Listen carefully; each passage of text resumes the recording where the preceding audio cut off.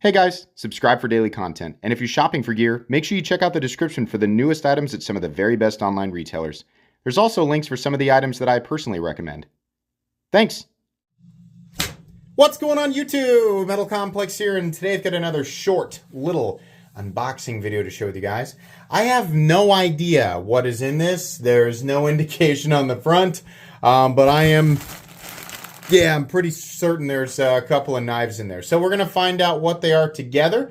As per usual, if they are knives that are available, I will link them right down in the description for you guys to check out. It does absolutely help my channel when you use those links, but that is entirely up to you. Thanks so much to my patrons for supporting me. Please make sure to follow me on Instagram at metal_complex, and thank you to whoever sent this stuff.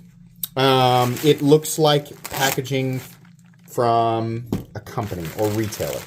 So, 1, 2. Okay. Does it say? No. No, it doesn't. They don't have anything on them. Okay, well, let's just open. What is all over the thing? It's dust from the last package that it opened, I guess. Okay. Ah, yes, of course. Yes, Kizer. We meet again. Why is he doing that? I don't know. I'm sorry. How many unboxings have we done, right? I'm entertaining myself as much as I am entertaining you, or trying to, and probably failing. I'm entertaining myself in the long moments before I actually get into the box. Okay, we have a new button lock. What's the name of this guy? Here it is right here, the Chili Pepper. The weird upward inflection, right? Oh, it's Swag's design. Okay. I didn't know that she had done another one.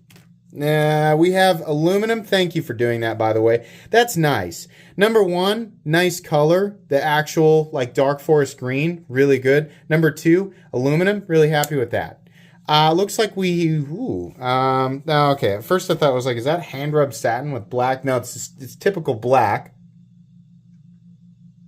Is that in 3V? Okay. I wasn't expecting that. That's 3V, as in CPM 3V. They don't have their own 3V over there.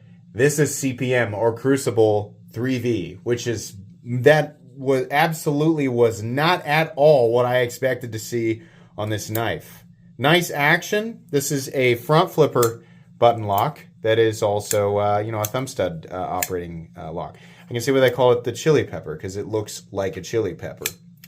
That is pretty cool. Curvature of the handle is I don't want to call it weird. It's just not, what I'd normally expect. You wouldn't think that a chili pepper would be an ergonomic thing. Not that it has to be. You usually don't eat it in the form that it takes right out of the ground.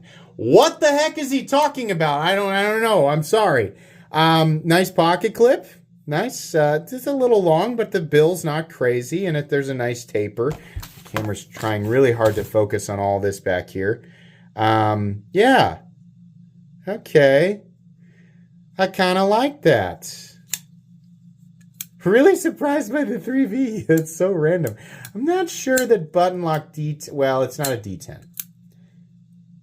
You can get it. You just gotta adapt. It's a little bit light right here because the plunge lock itself is responsible for the tension holding the blade into the closed position, so it's just a little awkward, but it works, right? Otherwise, yeah, nice action. Real nice. Sorry, my finger got in the way there. Yeah. Good to go. Okay, chili pepper. I have no idea what they run, because this is an unboxing and not a review. I've not handled these yet.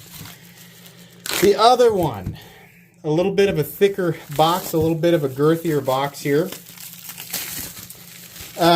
This is the Escort, the Dirk Pinkerton Escort. You guys will probably be familiar with Dirk Pinkerton if you enjoy Kizer knives or just pocket knives in general. Definitely a designer that's been around for a bit. Oh, it's hardware. I was like, what did they put in here? Okay, get off.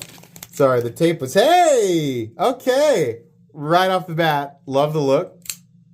Oh, yeah, that's just nice. Come on. I mean, come on now. That's just nice.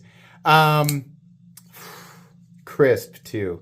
Very crisp. So Kizer, I believe, introduced their version of the axis lock, which they are totally within their rights to use because the patent on the axis lock ended a long time ago. I believe they introduced that with the drop bear, which was a great knife, a little bit small for my liking. It has to be aluminum. That has to be. Does it say on the thing? Yep. 20 CV blade, aluminum, steel liner. Real tempted to keep that. I like that a lot. A profile that we certainly have seen before many times. I mean, it's like a fat bug out. It's like a cousin of the, the Griptilian or the Ritter Hogue. It's very much within the same vicinity, but it has its own look. I do like the aluminum. I like how they've done the jimping here. I like that we got a little fuller, even if it's not accessible, to be used as a deployment mechanism. Very easy to deploy, whether you do the reverse flick or you do the forward flick, right? Great action. Really, I mean, it's organic at this point, as many axis locks as I have handled, but the size of it is good. The pocket clip is okay. It actually ramps upward and then drops down, which is meh, but it's fine. Right? I can't complain too much. I would venture to guess. No, surely. Yeah, they put extra omega springs in there. I wonder if these can also be adjusted, like on the drop bear. I bet that is the case. Not only can you, if it is the case, and you didn't know, there are 3 holes where the back of those omega springs connect to the steel, the recessed steel frame, or the liners, right? They're not recessed. I'm sorry, they're lipped. I wonder if I can just see. Hold on. Yep. I'm gonna have to take it apart. There it is, right there. You can see where it's sticking out. It's in its first place with the most tension. You can back the tension off and probably increase the life of the omega spring by moving backwards to one of those additional. There are 5 adjustment zones on each side. 5 total adjustment zones on each side, which is cool, right? So if you dick around with it, you mess it up, well, you know what? You've got an extra set of omega springs and a bunch of additional hardware.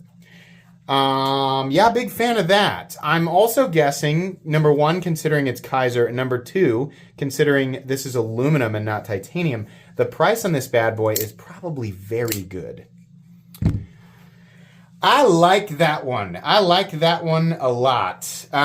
Fully ambidextrous, too, and you have the lefty mounting position. This is a very friendly knife. And to top it all off, wouldn't you know it, Kizer has graced us with their beautiful tumbled finish, which is just chef's kiss. I'm not going to actually do it because that's weird and gross and I'm off camera, so then you have to imagine it. Yeah, I like both of these. The chili powder, I'm sorry, the chili, what is it? Is it the chili pepper? Hold on. I'm thinking of Ben's sucker. The sucker he sent me with the chili powder on it. The chili pepper and the Escort. Interesting name for that. Okay. This is not a review. This is an unboxing and first impressions. You will get a full comprehensive review of each of these knives individually a few weeks from now. Like I said, if I can link these, I will link them right down below. Please make sure to follow me on Instagram at metal_complex. If you enjoyed this video, leave a like. If you'd like to check out my other content, I do, of course, have lots of videos of knives that are either expensive or inexpensive that I do or don't like, so check those out. And if you enjoy all my content, go ahead and click on that Metal Complex logo right there and subscribe because there's definitely more coming. Thanks again for watching, everybody, and have a great day.